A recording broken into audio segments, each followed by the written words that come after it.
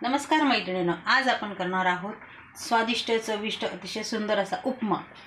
त्यासाठी लागणारे साहित्य आहे: एक मोठी वाटी रवा, एक बारीक चिरलेला कांदा, कोथिंबीर, कढीपत्ता, किसलेलं अद्रक, हिरवी मिरची, एक चमचा उडदाची डाळ, एक चमचा हरभऱ्याची डाळ, जिरे।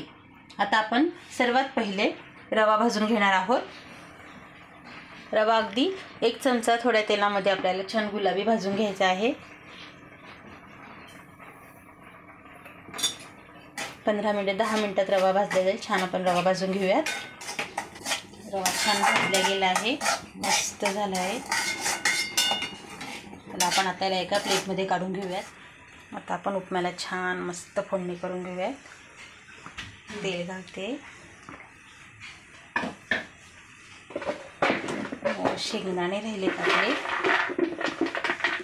सर्वात पहिले आपण शेंगदाणे घालून देऊया।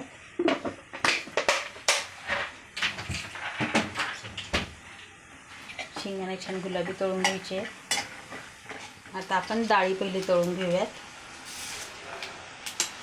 उडदाची डाळ, हरभऱ्याची डाळ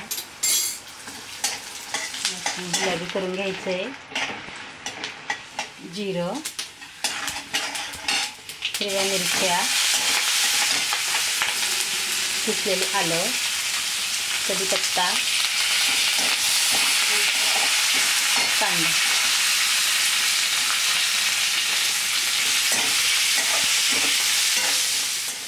कांदा पण छान गुलाबी झाला आहे। आता आपण यात आपला भाजलेला रवा टाकून देऊयात।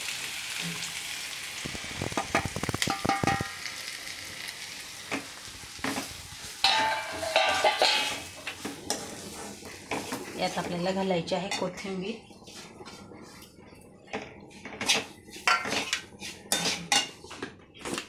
चवीप्रमाणे मीठ,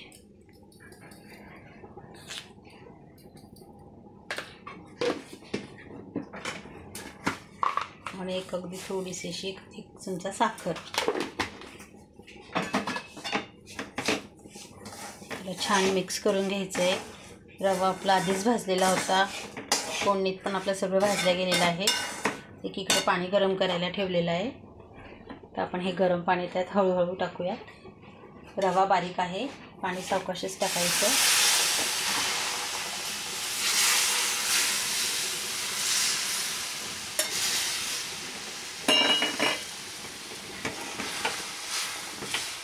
आपण याची छान वाफ करून घेऊयात, मस्त मिक्स करून।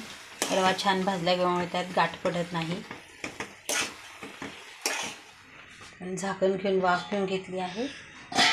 छान झाला आहे उपमा, एकदम मस्त। पाहू शकता तुम्ही, दिसतो पण खूप छान आहे, चवीला पण खूप सुंदर आहे। वाफला पण आहे बघा। उपमा आपला रेडी झाला आहे। रेसिपी आवडल्यास लाईक करा, शेअर करा, सबस्क्राईब करा, कमेंट करायला विसरू नका। थँक्यू।